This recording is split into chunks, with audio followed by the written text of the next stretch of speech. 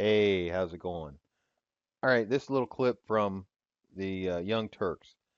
I've made a couple of videos about the Young Turks, and I've said that they're completely out of touch with this particular case. So I wanted to show this latest video that they just made, and they're talking about juror B29, and that was my latest video. So I wanted to talk about what he has to say about her. First of all, she says that she felt that the evidence did show that he was guilty. Now you're saying, well, how come she acquitted then? She says, well, even based on the evidence, they had to show intent, and they couldn't show intent. That's another interesting question, because on manslaughter, it's not that clear. Oftentimes, manslaughter, you don't have to show intent. Oftentimes, of course you don't have to show intent for manslaughter. Of course she was totally off the wall when she said that. It had nothing to do with the case. She was the one juror that didn't pay attention, remember? She doesn't understand the law. So you'd have to look at how they were instructed, whether that instruction was clear and accurate, and whether all the jurors understood exactly what the law was on the manslaughter charge. On the It was very clear. second-degree murder charge, which is what she was initially tempted to go with, yes, she's right. You would have to prove intent, and it's a perfect... No, second degree murder doesn't require intent. Remember she said in her statement that George would have had to left his house saying, I'm going to kill Trayvon Martin. It's ridiculous. That's first degree murder. Second degree murder is, not with intent. You got angry, you had ill will and spite. That's what it has to prove. Reasonable thing to say, hey, you know what, I thought he did it, but they couldn't prove beyond a reasonable doubt that... No, that isn't what she said, and you're not paying attention. She said that there was proof, absolute, that he killed, and she said he was guilty of killing Trayvon. Absolutely. There's no question that he killed Trayvon. The question is whether he did it in self-defense. Do you understand that?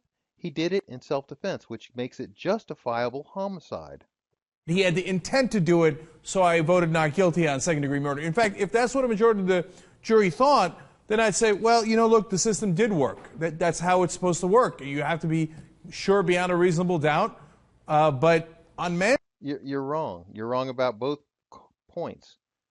This is very simple. Justified homicide means that if you're in fear for your life, you're allowed to defend your life with deadly force.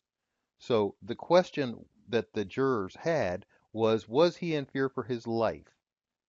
Did he fear for his life? That's the only question. Juror B29 got it wrong. She doesn't understand the law. And obviously, this guy doesn't have a clue either.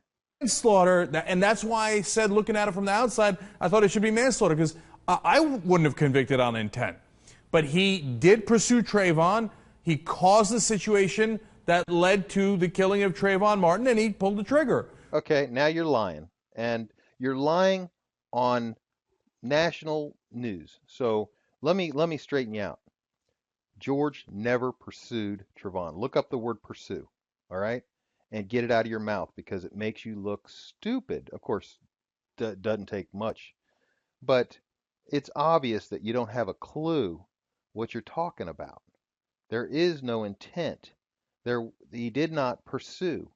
Following is not pursuit. You see, that's why we have different words, in the English language, so we can understand what you mean. Pursue means to follow with the intent to catch and to kill. That's not what happened. George followed with the intent to monitor, to tell the police which direction Trayvon went. That's what happened. To me, that's manslaughter, right? So how do you figure it's manslaughter? It's manslaughter because he followed Trayvon and Trayvon attacked him. That's manslaughter? Show me in the law. I mean, you'll see he won't say a word about the law. It's fascinating when you get into the minds of the jurors, the different perceptions that they have. And here, she's obviously looking at it from the perspective of a mother. She's apparently a mother of 8. She's looking at it from the perspective of the Martin parents. And whereas when we heard from juror B37, it appeared that she was coming at it almost totally from the perspective of George Zimmerman. That's because, under the law, the only person on trial was George Zimmerman. And the question under the law was George in fear for his life? So the perspective that all jurors should be looking at is whether George was in fear for his life and nothing else. What Trayvon's parents felt, feelings in my heart, that is not legal. Those are not legal terms. And if somebody rules in such a case based on their heart, they will definitely be paying for it in another time, in another life. In fact, if you remember, this was a clip where she talked to Anderson Cooper about whether they made the right decision. Watch. When you lay your head tonight in the pillow, in your heart and in your head, you are 100% convinced that George Zimmerman, in taking out his gun and pulling the trigger, did nothing wrong. I'm 101% that he... Of course he was right, because he had been screaming for a minute for help and no one would come to his aid. Obviously, he wanted to stop the attack without killing. That's obvious. was that he should have done what he did, except for the things that he did before. You mean he shouldn't have gotten out of the car, he shouldn't have pursued Trayvon Martin? They keep saying pursued. You know why? Because they know, CNN and all the rest of them know that they are looking at a possible lawsuit. Everything that they've said about him has been lies. Pursue is a lie. And this statement that Anderson Cooper just said very well could be part of a case against them. But in the final analysis, in the final struggle, When the end came to the end, he was justified. he was justified in shooting Trayvon Martin. Because he was in fear for his life. And that's what the law says. See, unfortunately, the Young Turks don't, they just don't understand the law. And they don't understand Florida law. They don't understand self-defense.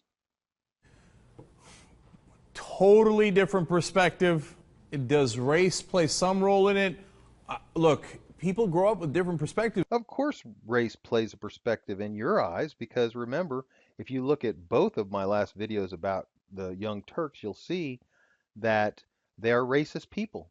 That the first video was all about how this little boy was chased down by this white guy and killed. I mean, if you listen to the first one, it's sick. Based on their race, of course they do. It's not to say that it's the only factor. For example, Juror B37 didn't have any kids. Juror B29 had 8 kids. So could she have related more to the Martin parents because of her kids? Of course. Why would she? That's a stupid comment. Think about it. Was George somebody's son? Should maybe she have felt for George's parents about this case? Well, it's important to have different perspectives on the jury. I mean, as you listen to that Anderson Cooper interview, and he has already done the full interview, obviously, we ran parts of that. The full interview with Juror B29 is going to be tomorrow morning on Good Morning America with Robin Roberts. As you listen to her story, it seems like night and day. One is saying, like, once the fight started, so too bad. It doesn't matter who started the fight. Well, and Zimmerman had to do what he had to do. And she seemed to have believed, if you watch the full interview with the earlier juror, B37, the white juror, she seemed to believe Zimmerman's perspective almost completely, that Trayvon had started the fight. That's because that was the only evidence presented in the case. We're not, as jurors, we're not allowed to guess. We're not allowed to assume. Now, all the evidence shows, and that includes the injuries, the witness statements, every piece of evidence that we have suggests that Trayvon threw the first blow. There is none otherwise. In a court case, the jury is not allowed to consider evidence that doesn't exist. But, this guy you see on the screen, he would like that. I don't know why anybody would believe that. And maybe that's... Of course you wouldn't believe it. But of course you didn't look at the case. You didn't listen. You didn't follow the case at all. How much our, different perspectives affects our perception of what happened that night. I look at it and I think, we have the guy on tape saying, I'm following him. We have the 9/11 dispatch. Oh, did you hear the guy on tape saying, I'm not going to follow him anymore? Did you hear that? No, of course not. You're saying, don't follow him. Of course, Zimmerman. No, he didn't say don't follow me. He said we don't need you to do that. And George said, okay, and he quit. Remember? And 2 minutes went by of the phone call where George was just standing there walking slowly and talking and saying, I don't know where this kid is. Remember? Oh no, he wouldn't remember that. Started the confrontation. Who swung first? It's impossible to know because Trayvon's dead and Zimmerman is obviously one. How can we tell who swung first? Well, if George swung first, there would be injuries on Trayvon. So obviously, according to the evidence and the facts, George couldn't have swung first. Obviously. To get off the murder charge, and of course he's going to say Trayvon started it, right? Trayvon came back. He was gone for 4 minutes. Gone for 4 minutes, out of view. And then he came back to the tee 4 minutes after he passed the tee. So here he is at the tee, runs around the corner, gone. George is on the phone for 2 minutes. He hangs up. 2 minutes later, Trayvon comes back. 4 minutes. Oh my goodness. Logically, it would appear that it was Zimmerman. But logically? According to whose logic? I mean, do you have any logic in that thick skull? I mean, come on, really? No, and that's where I sympathize with juror B29 here. She says, look, we didn't have enough evidence for intent. Of course you sympathize with the woman that didn't pay any attention, who doesn't agree with the law and doesn't follow the law. And the only reason she came along was because all the other 5 said, you got to follow the law. The law is the law. Zimmerman go in there, start the fight to want to kill Trayvon. Not guilty beyond a reasonable doubt, even though I think he did it and he got away with murder. That's not how it works. If they deeply believe that he committed a crime, then that's what they have to find. There was no finding of criminal activity. In fact, even B29 said he did nothing wrong. Even though he killed Trayvon, and in her heart, he's guilty of killing. Guess what? Killing is legal. It's legal to kill in self-defense. Totally legal. If the whole jury thought like she did, I would honestly feel much better about it. But you don't understand how she felt because you don't even understand what she was saying. She doesn't understand the law. She only held back because she was looking for something to peg on George, even though there was no crime committed, and she admitted it. I would say they did the best they could, and the state couldn't prove their case. And that's not what happened. The state tried to prove their case, but instead, George's team proved his innocence. Proved his innocence. Oh, again, the different jurors had totally different perspectives. They didn't all think that way. The one thing, of course, I disagree with is she said it's okay, you can't get away from God. Boy. Remember, he doesn't much care for God. So I've gotten away from God. Well, what she means, if you had any clue, is in the afterlife, what's going to happen afterwards. If she believes that George deserves to be punished, she believes that he will be punished at some point if he did something wrong. But she said, in her statement, she doesn't even know that he did something wrong. It's up to God to make that decision. Because, that's all right, but that gets into religious perspectives. They don't want to talk about that. And bless her heart, she's got to sleep at night. And obviously she was racked with not just indecision here, but guilt over a situation she was forcibly put into. She didn't answer the questions in a way that made it sound like she was going to be fair to George. No. Come on, all she had to do was say, I can't be fair because I think that he killed Trayvon, and based on the fact that he killed Trayvon, he's guilty of killing. She could have said that, and she would have been gone. Her words, and she shouldn't feel guilty about it. You serve as part of the jury, and you do the best you can, right? And it wasn't her fault that Zimmerman pursued Martin that night or shot him that. So it's not her fault that George pursued and shot Trayvon. No, it's Trayvon's fault that George pursued and shot. Of course, we know he didn't pursue him. He was standing up there by the tee for 4 minutes while Trayvon went home or wherever he went. He was gone for 4 minutes. And remember, anybody that followed the case on the closing statements, the prosecution spent 4 of their minutes in dead silence to let the jury understand how long 4 minutes is. Believe me, it's a long time.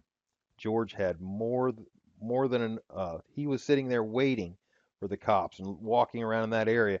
Trayvon was long gone. Trayvon came back, and these guys, the Young Turks, have no clue. They're just racist. If it were reversed, did you hear the case of the black guy that shot the white teen, and the white teen never even laid a hand on him? You might not have, because most media is not going to talk about it. Just happened recently.